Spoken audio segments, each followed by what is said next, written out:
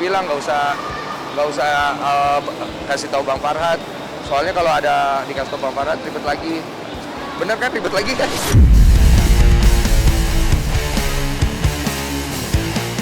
Jadi hal-hal yang kampungan ini telah dilakukan seorang yang lagi bermasalah hukum dengan saya. Berani-beraninya dia menawarkan kepada Agus untuk mencabut laporan 300 juta.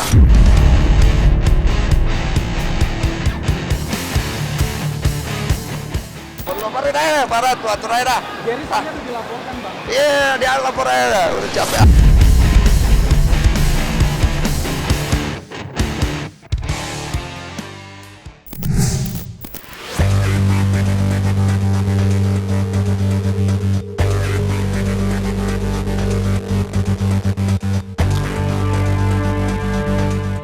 Tarik ulur uang donasi pengobatan Agus Salim senilai 1,3 miliar sepertinya makin jauh dari kesepakatan damai.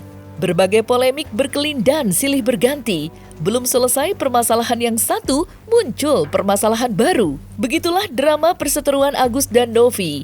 Dan baru-baru ini, di tengah panasnya perseteruan kubu Agus dan Novi yang semakin membara, aktor kenamaan Denny Sumargo secara diam-diam menghubungi pihak Agus. Bukan tanpa sebab, aktor yang kerap disapa Densu itu secara halus merayu Agus dengan iming-iming uang senilai 300 juta agar mencabut laporannya dan mencabut kuasa Farhad Abbas yang selama ini menjadi lawyernya. Sialnya, upaya Denny Sumargo melobi Agus secara diam-diam diketahui Farhad Abbas. Alhasil, Farhad dibuat geram dengan tindakan Denny Sumargo yang menurutnya tidak pantas ditinjau dari aspek manapun. Lantas, akankah Farhad kembali melaporkan Denny Sumargo dengan pasal penyuapan?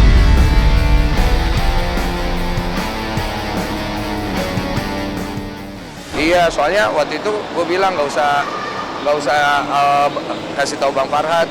Soalnya kalau ada dikasih tahu Bang Farhad ribet lagi. Bener kan, ribet lagi kan? Laporin aja, Farhad, tuh atur aja dah. Jadi saya Sorry juga buat Agus kalau keadaannya sampai kayak begini, karena ada polemik dan saya ada juga di dalam. Tapi saya doakan lancar. Walau bagaimanapun banyak yang menghujat, kita juga tetap harus melihat bahwa dia manusia yang juga butuh pengobatan. Itu yang kita tidak boleh lupakan gitu, walaupun ada beberapa hal yang kita mungkin kecewa atau nggak suka gitu, tapi kita nggak boleh lupa kalau dia butuh pengobatan sebagai manusia. Menelpon, jangan beritahu pengacara ya. Katanya. Nah, jadi hal-hal yang kampungan ini telah dilakukan seorang yang lagi bermasalah hukum dengan saya. Berani-beraninya dia menawarkan kepada Agus untuk mencabut laporan 300 juta.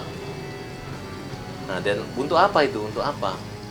Kita lihat, kita pelajari. Kalau memang ini ada indikasi bujuk rayu, itu suap, kita akan laporkan ke korupsi gitu. Ya kalau memang benar, karena sudah ada saksinya dan ada semuanya gitu. Jadi mereka menghargai Agus itu pemilik uang 1,3 miliar. Kenapa Denny Sumargo berani menelpon klien kami? Dan tolong kalau Denny punya pengacara, ingatin klien kalian ya, ingatin. Jangan coba-coba mau menyuap, membayar klien kita 300 juta tanpa sepengetahuan kita. Membujuk untuk mencabut perkara pidana. Dan Denny, kamu kalau nggak mau urus lagi Agus nggak apa-apa. Kamu kan sudah bersumpah. Demi nama Tuhan kamu, kalau Agus tidak mengikuti, kamu nggak akan urus. Nggak usah diurus. Dari awal juga kamu nggak urus. Nah, jadi, urus saja perasaan istrimu. Yang gara-gara mulutmu mengatakan saya. Kemudian kita ngomong hajar, istrimu merasa tertekan, kau laporin saya ke polisi. Saya yakin polisi Polda Metro Jaya nggak akan asal-asalan mau merekayasa mempercepat perkara ini. Duluan saya melaporkannya, nggak mungkin lebih duluan dia diperiksa daripada saya. Nah, nanti saya akan laporkan juga kalau memang mereka mau mengkriminalisasi dengan cara-cara seperti itu. Masyarakat tahu kok yang saya perjuangkan dan kelihatan. Kalian kan punya catatan bahwa Denny Sumargo ngomong apa? Ngenyek gitu. Saya ini adalah orang didatangin rumah dia. Mana ada orang di Indonesia ini yang namanya datangin rumah, itu pasti ngajak berantem, bukan minta dipukul. Judulnya mau menunjukkan keberaniannya, bahwa dia tidak takut, tapi minta dipukul. Belum pernah ada orang datang ke rumah orang, ini harga diri, tolong pukul saya. Nggak ada, terbalik-balik semua itu. Ya, paham nggak maksudnya? Itu ngomongnya, tapi kan ada embel-embelnya. Embel-embelnya kan cabut laporan. dan dianggap saya mempersulit gitu. Awalnya saya tidak mempersulit. Kalau dari dulu terjadi mediasi dan pembicaraan saya dengan Denny, kelihatan nampak jelas kok bahwa Denny sengaja membiarkannya gitu. Sekarang Novi takut dengan Denny. Harus masuk Denny. Kenapa? Pada saat mendamaikan tidak bisa didamaikan. Pada saat pertemuan di Gedung Juang kan memang seperti itu. Dipegang oleh Yayasan Novi atau yayasan pihak ketiga seperti itu. Tapi yang terjadi sampai sekarang tidak ada.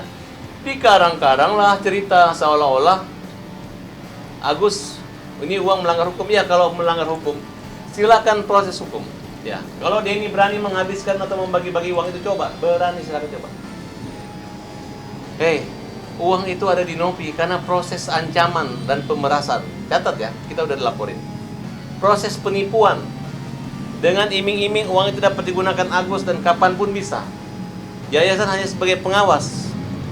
Tapi yang terjadi, kalian membuat suatu cerita yang karang, semua menakut-nakutin bahwa Farhat akan melaporkan donatur. Kemudian donatur yang berbohong pun, yang mengaku dilaporkan, dipanggil Polda oleh Farhat Abbas pun kalian percaya.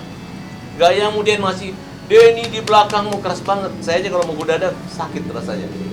Tapi apa motivasi seperti itu? Kamu siapa? Emang kamu punya kekuatan apa yang bisa kamu menjamin semua orang? Orang hoax aja kamu mau jamin? Kan itu kan hanya untuk menyudutkan seolah-olah saya ini negatif. Tapi akun faktual kita udah laporin, ya. Kemudian silakan kumpul. Saya mau lihat pengecara-pengecara Indonesia yang mau bersatu melawan Agus, yang melawan kita. Saya mau lihat siapa orang-orangnya. Tidak usah takut, karena diantara mereka juga sudah saling ribut-ributan, udah saling ngambek-ngambekan. Bayangkan hanya membela orang yang merebut uangnya Agus 1,3 miliar, pengecaranya pakai ring 1, ring 2, ring 3. Emang apa? Emang ini ring tinju? Ya, ini bukan masalah yang susah. Kalian aja mempersulit. Kayak aneh-aneh aja gitu. Kayaknya apa gitu. Padahal kan gampang. Orang nyumbang, kasih uangnya Agus. Agus pergi berobat.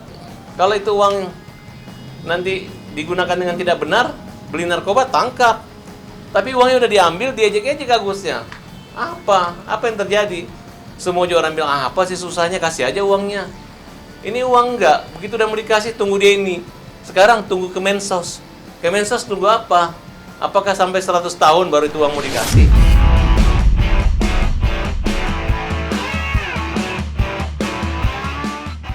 Polemik uang donasi yang menyeret Agus dan Novi ke dalam perseteruan tanpa ujung telah menarik perhatian sejumlah kalangan yang ikut mengomentari kisruh uang donasi yang entah sampai kapan akan menjadi bola salju yang terus menggelinding. Dan salah satu yang ikut memberikan pandangannya terkait polemik uang donasi ialah Purnawirawan Jenderal Polisi Ricky Sitohang yang secara blak-blakan memuji dan mendukung langkah Novi, seraya mengingatkan kubu Agus jika uang donasi senilai 1,3 miliar bukanlah uang Agus, melainkan uang titipan yang diperuntukkan untuk pengobatan, tidak untuk yang lainnya. Lantas, dukungan apa yang diberikan Ricky Sitohang yang kini berprofesi sebagai pengacara?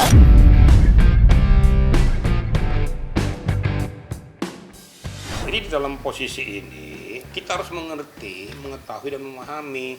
Saya sudah sampaikan, inisiator itu adalah Novi. Sedangkan objek adalah Agus. Fasilitator adalah Denny Sumargo.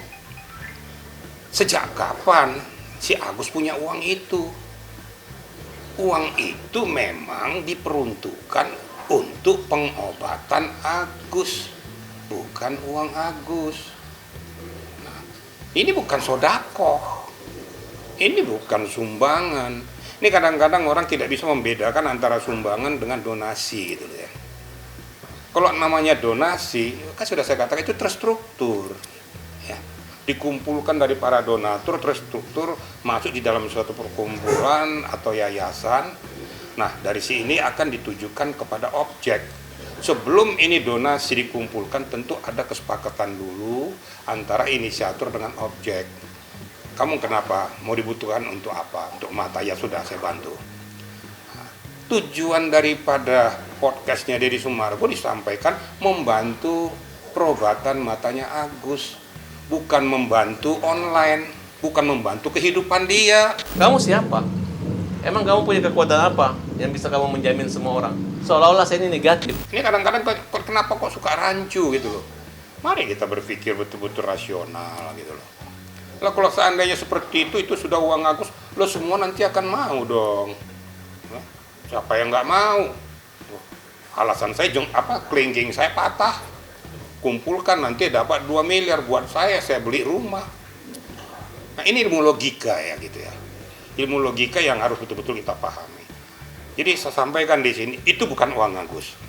Ini biar tahu, ini bukan uang Agus, bukan uang Novi, bukan uang Denny Sumargo. Tapi uang para donatur yang merupakan amal dan kemanusiaan dikumpulkan di dalam akumulasi di Novinya. Nah sayangnya pada saat perjalanan ini, harusnya Denny Sumargo kan membuat itu supaya dikirimkan melalui yayasan, karena kan Novi yang menggagas, inisiator. Nah entah bagaimana ceritanya kok bisa-bisanya rekening Agus masuk ke sana.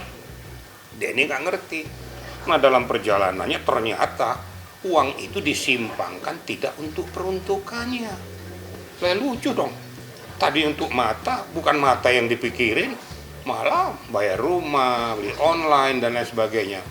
Bahkan saya dengar-dengar mau membagikan pada keluarganya. Loh enak banget. Emang manusia istimewa dari mana? Nah kira-kira ya. Jadi ini saya gambarkan lebih awal dulu. Ini bukan uang Agus.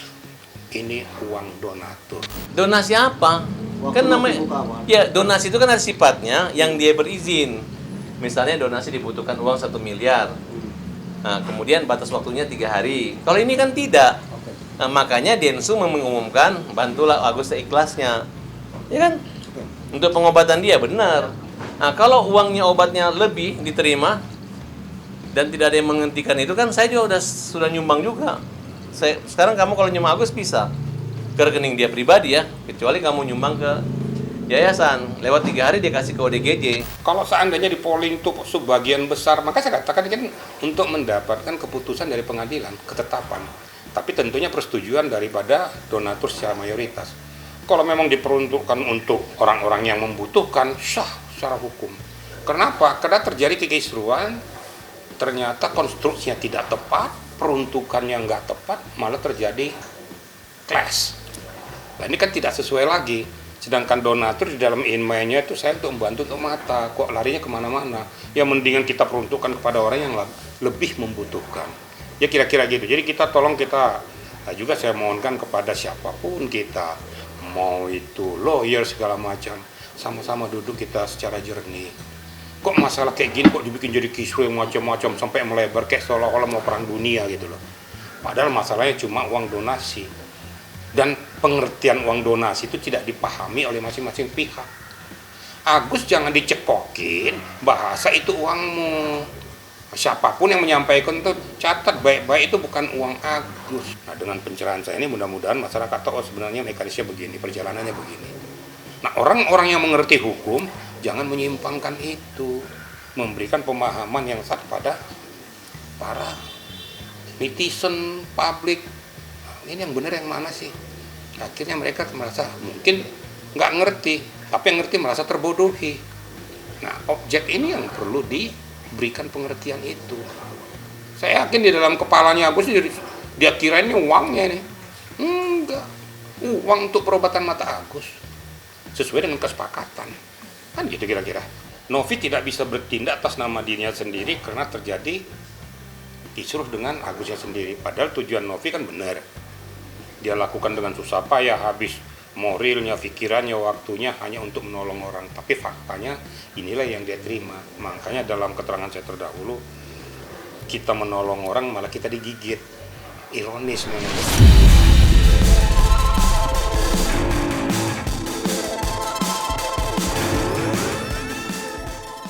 Sikap Agus Salim yang ngotot melaporkan Novi dan merasa dirinya benar sekaligus berhak atas uang donasi tidak hanya mendapat cemoohan dari netizen, tetapi juga nasihat dari pendakwah yang siapa sangka juga mengikuti perkembangan konflik Agus dan Novi. Lantas, apa tanggapan dari pemuka agama atas kisruh uang donasi antara Agus dan Novi? Dan bagaimana penilaian dari aspek keagamaan mengenai tudingan netizen yang menganggap Agus tidak amanah dalam perkara tersebut? menyikapi tentang amanah itu menyikapinya memang agak sedikit pelik ya, karena memang amanah itu adalah titipan yang memang harus tersampaikan, atau segala sesuatu yang memang harus dijalankan sesuai dengan kadarnya, sesuai dengan keadaannya, itu amanah. Berkenaan dengan kasus dari saudara kita ini, wallahu a'lam. Jadi begini menyikapinya. Kalau satu sisi si A diberikan amanah titipan, misalnya begini, si A itu dalam keadaan sakit, kemudian ada orang memberikan sesuatunya itu uang misalnya untuk berobat si A ini misalnya ya. Nah kemudian si A ini harta yang atau uang yang dikirimkan ke si A itu menjadi mutlak milik si A. Si B yang memberikan uang itu sudah tidak lagi memiliki hak apapun tentang uang itu, karena memang itu sudah dilimpahkan haknya kepada si A. Itu satu sisi mutlak menjadi milik si A, satu sisi. Tetapi yang jadi permasalahan adalah ketika uang itu ada, itu karena ada asbabiyah. Asbabiyahnya adalah sakit. Maka uang yang ada itu dialokasikan untuk berobatnya si A. Ketika si A yang diberikan uang untuk berobat itu, maka itu menjadi sebuah pengkhianatan. Pengkhianatan terhadap amanah atau awalan yang dia lakukan. Misalnya, B, saya bantu dong, saya mau berobat. Diberi uang untuk berobat, tapi misalnya dialokasikan kepada yang lain, itu pengkhianatan amanah. Satu. Bisa jadi si A ini tidak menjadi khianat karena memang mutlak menjadi uang itu adalah milik pribadinya. Memang benar itu sudah menjadi hak milik pribadi, tetapi ada pengkhianatan awalnya. Gitu. Dan dalam hal ini adalah harus ada kejujuran dari si A. Si A mendapatkan uang ini untuk apa?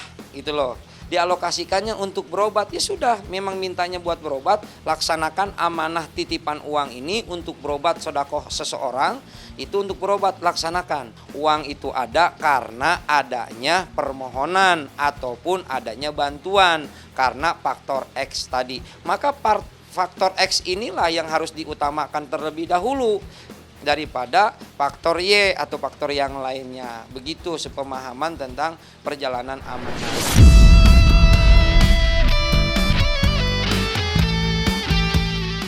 Nah, selesai sudah Cumi Lovers? Saksikan terus Cumi Camp In Depth, kabar lengkap, mendalam, dan akurat dari narasumber terpercaya. Dan jangan lupa untuk like, subscribe, dan juga share channel YouTube Cumi Cumi.